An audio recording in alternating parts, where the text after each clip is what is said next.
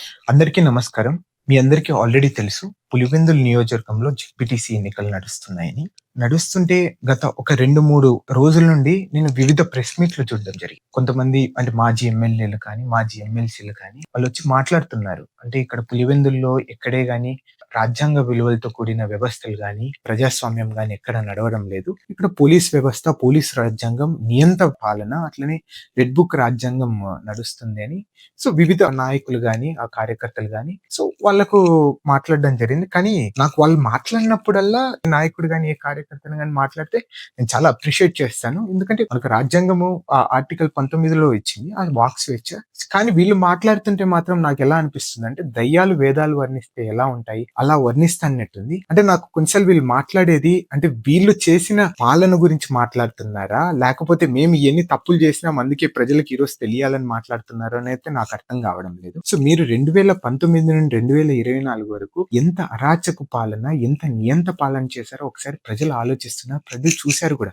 2024 ఎన్నికల్లో ఆ రోజు తెలుగుదేశం పార్టీకి ఎందుకు అధికారం ఇచ్చారు? ఒకే ఒక కారణం. అంబేద్కర్ రాసిన రాజ్యాంగ విలువలతో కూడిన, ప్రజాస్వామ్యం విలువలతో కూడిన ప్రభుత్వం అనేది నడుస్తుంది కాబట్టి ఆ రోజు 2024లో మా అందరికి ఓట్లేయడం జరిగింది. మా శాసనసభ్యులను ఆ రోజు గెలిపివ్వడం జరిగింది.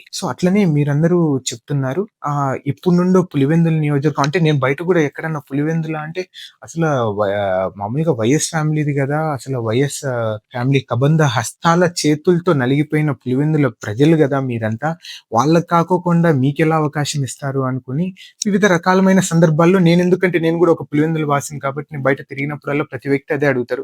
పులివెందుల అంటే ఒక కుటుంబ కబద్ధ హస్తాలతో మీరు ఎలా బతికిపోయారు అక్కడ అని మాట్లాడిన సందర్భాలు చాలా ఉన్నాయి. కానీ వాళ్ళకు కూడా ఒక క్లారిటీ ఇవ్వాలనుకుంటున్నాను. పులివెందుల ప్రజలు ఇన్ని రోజులు 40 సంవత్సరాలు ఒక కుటుంబ కబంధ హస్తాల నుండి విముక్తి కోసం పోరాడే ఎన్నికలే ఇది. అట్లనే వాళ్ళు వివిధ సందర్భాల్లో ఆ కబంధ హస్తాల చేతుల్లోండి విముక్తి కావాలని వివిధ రకాలమైన ఎన్నికల్లో తెలుగుదేశం పార్టీ అభ్యర్థులను ఆ రోజు ఎన్నిక చేయడం జరిగింది. ఆ రోజు జరిగిన 2017లో జరిగిన ఆ రోజు స్థానిక ఎమ్మెల్సీ ఎన్నికల్లో ఆ రోజు మారెడ్డి రవీంద్రనాథ్ రెడ్డి గారు అలియాస్ బీటెక్ రవి గారిని గెలిపించడం, అది కూడా ఎవరి మీదో కాదు, మీ సొంత సిన్నాయన మీదే. అంటే ఎవరు వైఎస్ వివేకానంద రెడ్డి బ్రాండ్ అంటే వైఎస్ ఫ్యామిలీ బ్రాండ్ పెట్టుకున్న వ్యక్తిని పులివెందుల ప్రజలు ఎన్నుకున్న నాయకులు ఓడించినారంటే మీరు ఒకసారి అర్థం చేసుకోండి. అంటే పులివెందుల ప్రజలు విముక్తి కోసం ఎంతగా పోరాడుతున్నారు. 2023లో జరిగిన పశ్చిమ రాయలసీమ పట్టభద్రుల ఎన్నికల్లో కూడా ఆ రోజు మా తండ్రి గారైన భూమిరెడ్డి రామ్గోపాల్ రెడ్డి గారికి పులివెందుల ప్రజలు ఎంతగా తోడుండి ఈ కుటుంబాన్ని ఇక్కడ నుండి ఈ పులివెందుల నియోజకవర్గం నుండి తరిమేయాలి అనే ఒక నిశ్చయంతో, ఒక పట్టుదలతో ఆ రోజు తెలుగుదేశం పార్టీ అభ్యర్థి భూమిరెడ్డి రామ్గోపాల్ రెడ్డి గారికి గెలిపివ్వడం జరిగింది. అది వాస్తవం కాదా? ఆ రోజు మీరు చేసిన అరాచకము, నీచపు రాజకీయ పాలన, ఆ రోజు జరిగిన పోలీస్ వ్యవస్థ పాలన నేను కళ్ళారా చూసిన వ్యక్తిని కాబట్టి నేను ఈ రోజు మాట్లాడుతున్నాను. ఆ రోజు మీకు తెలుసో తెలీదో ఎంపీ అవినాష్ రెడ్డి గారి పిఏ రాఘవరెడ్డి గారు, అంటే ఆ రోజు నాకు ఆ వ్యక్తి ఎవరో కూడా తెలియదు, నేను ఇంతవరకు చూడలేదు ఆ వ్యక్తి. ఆ రోజు లింగాల మండలంలో మా తెలుగుదేశం పార్టీ ఏజెంట్లను రోడ్లలోకి లాగి ఈడ్చి కొట్టి ఆ రోజు మీరు రాళ్ళు ఇసిరేసిన మాట నిజమా కాదా? ఒక్కసారి మీరు అవినాష్ రెడ్డి గారు కానీ ఎవరైనా కానీ ఈ రోజు మీరు ప్రజాస్వామ్యం గురించి కానీ లేకపోతే రాజ్యాంగ విలువల గురించి మాట్లాడుతుంటే ఆ రోజు ఏమైంది మీ అందరికి? అసలు స్వేచ్ఛ ఎన్నికలు ఆ రోజు ఎక్కడ నడిచాయి? అయినా కానీ పులివెందుల ప్రజలు వీళ్ళు వస్తే మాత్రం మళ్ళా నియంతలు అయిపోతారా, వీళ్ళని ఎట్లొకట్ల పులివెందుల నియోజకవర్గం తరిమి కొట్టాలి అని ఆ రోజు తెలుగుదేశం పార్టీ అభ్యర్థికి ఆ రోజు ఓట్లు వేయడం జరిగింది. అట్లనే సరే పోలీస్ వ్యవస్థ నడుస్తుంది అని చెప్తున్నారు కదా, ఒక చిన్న ఎగ్జాంపుల్ ఇస్తాను. 2023లో ఈ భారతదేశంలో ఒకసారి ఆలోచించండి, ఎక్కడైనా గాని ఒక గెలిచిన క్యాండిడేట్ అరెస్ట్ కావడం ఎక్కడన్నా చూసారా?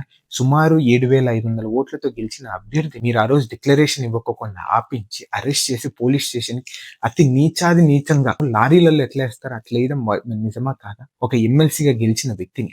ఆ రోజు ఎక్కడికి పోయినా ఆ రోజు ఒకవేళ మీరు మాట్లాడింటే మాత్రము నేను కూడా ఈ రోజు మా వాళ్ళు ఏదైనా చేసినా గానీ ఈ రోజు జరుగుతున్న వ్యవస్థను కూడా మేము కూడా క్వశ్చన్ చేసేవాళ్ళము, ఇది కరెక్ట్ కాదని చెప్పేవాళ్ళం. ఆ రోజు మీరు అంత నీచంగా రాజకీయాలు చేసి ఈ రోజు మీరు వచ్చి మేము అసలు ఏ రోజు పులివెందుల ప్రజలు స్వేచ్ఛా గాలులు పీల్చుకున్నారు, పులివెందుల ప్రజలకు ఏ రోజు హాని కలగలేదంటే 40 సంవత్సరాలు మీ కబంధ హస్తాల చేతుల్లో పులివెందుల ప్రజలు ఎంతగా నలిగిపోయారు. నేను కూడా ఒక ప్రత్యక్ష సాక్షిని, నేను కూడా దాంతో బాధ్యతని.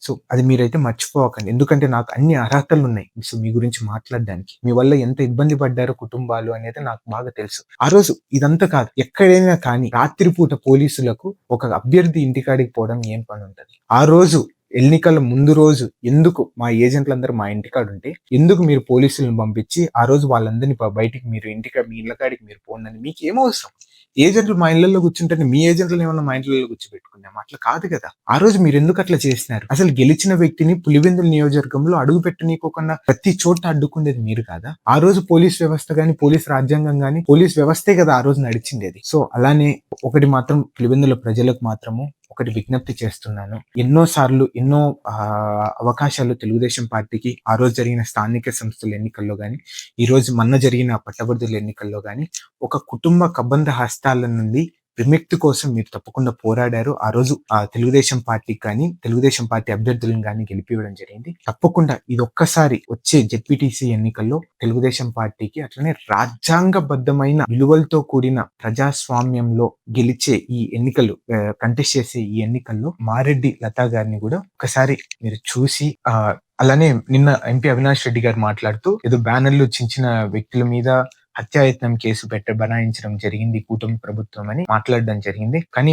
ఒకటి మాత్రం నేను క్లారిటీ ఇవ్వాలనుకుంటున్నాను. సో ఫస్ట్ ఆఫ్ ఆల్ మీరు ఎందుకు ఆ పిల్లోల్ని రెచ్చగొట్టి పాపం ఆ పిల్లోలకు చదువుకునే పిల్లోళ్ళని మీరు ఆ రోజు రెచ్చగొట్టి వాళ్ళని బ్యానర్లు చించడానికి ఏం కర్మ పట్టింది రాజకీయము? అదే ఎవరినో సో మీ నాయకుల కొడుకులనో లేకపోతే మీ నాయకుల కూతురునో లేకపోతే మీ చిన్నాయన కొడుకునో పెద్దనాయన కొడుకునో వాళ్ళని పోయి ఒరే సించిరండ్రా అని అంటే ఇంకా చాలా ఆనందపరిచింది వాడిని. పాపం ఒక సాధారణ వాళ్ళ బతుకు తెరువు కోసము పాపం వాళ్ళ తల్లిదండ్రులు ఎన్నో ఉద్యోగాలు చేసుకునే వాళ్ళ జీవితాలను మీరు ఈ రోజు నాశనం చేసినారు. ఆ రోజు ఈ మైనర్ బాలుని మీద ఆ రోజు కేసు పెడితే తప్పకుండా ఎవరైనా కానీ తప్పు చేస్తే కేసు అనేది పెడతారు. అది సాధారణము. దాని వల్లనే ఎన్నో పెద్ద గొడవలు జరిగే అవకాశం కూడా ఉంటుంది. ఆ రోజు సించిన తర్వాత కేసు పెట్టకుండా ఎందుకుంటారు? ఎవరైనా కేసు పెడతారు. అట్లనే దాని తర్వాత మీరు కూడా అట్లా పాపం మైనర్ బాలికలను మైనర్ పిల్లోళ్ళను అట్లా మీ నీచపు రాజకీయ క్రీడ కోసం వాడుకోవాకండి. ఏందనంటే మీ కొడుకునో లేకపోతే మీ చిన్నాయన కొడుకునో మీ పెద్దనాయన కొడుకు వాళ్ళని పోయి సించమని చెప్పండి. పులివెందుల నియోజకవర్గంలో తెలుగుదేశం పార్టీ వాళ్ళ బ్యానర్లు సించండి. మీరు ఉంటే మాకు బాగుంటది, మీరు సించండి అని చెప్పండి. పాపం అట్లా ఎవరినంటే వాళ్ళని అట్లా మధ్యతరగతి వచ్చిన కుటుంబాలను లేకపోతే వాళ్ళ జీవితాలను నాశనం చేయకనే అయితే నేను కోరుకుంటున్నాను. చివరిగా మీ అందరికి ఒకటే చెప్పాలనుకుంటున్నాను. ఈ ఎన్నికలు జెడ్పీటీసీ ఎన్నికల్లో ఒకటే ఒక మ్యాండేట్ తో పులివెందుల ప్రజలు తెలుగుదేశం పార్టీని కూటమి ప్రభుత్వాన్ని అలానే గెలిపిస్తారని కోరుకుంటూ ఆఖరిగా ఒకటి ఏంటంటే ఈ ఎన్నికలు ఒక రాజకీయ కబంధ హస్తాల నుండి విముక్తి కోసమా లేకపోతే మళ్ళీ మేము రాజారెడ్డి రాజ్యాంగం అట్లనే రక్తం ఏరులై పారాలా వద్దా అనే దాని మీదనే ఈ ఎన్నికలు నడుస్తాయి. సో గెలుపోటములు ప్రజాస్వామ్యంలో సహజము. మేము ఎవరే గాని పులివెందుల్లో ప్రజల్ని గాని ఏ రోజే గాని భయప్రాంతులు చేసి మాకు ఓట్లేంది మేము ఏ రోజు కిడ్నాపులు చేయడం వాళ్ళని కూనీలు చేయడం వాళ్ళని చంపడం ఇట్లాంటిది ఏ రోజే గాని పులివెందుల పార్టీ తెలుగుదేశం పార్టీ ఏ రోజు ప్రోత్సహించలేదు, ఇప్పుడు కూడా ప్రోత్సహించదు. ఏదైనా గాని వాళ్ళ వ్యక్తిగతంగా వాళ్ళు ఏదో చేసుకున్నారు తప్ప ఏ రోజు గాని తెలుగుదేశం పార్టీ స్వచ్ఛందంగా వచ్చి మీరు అది చేయండి వాళ్ళని చంపండి వీళ్ళని చంపండి అని ఏ రోజు చెప్పే పార్టీ తెలుగుదేశం పార్టీ కాదు.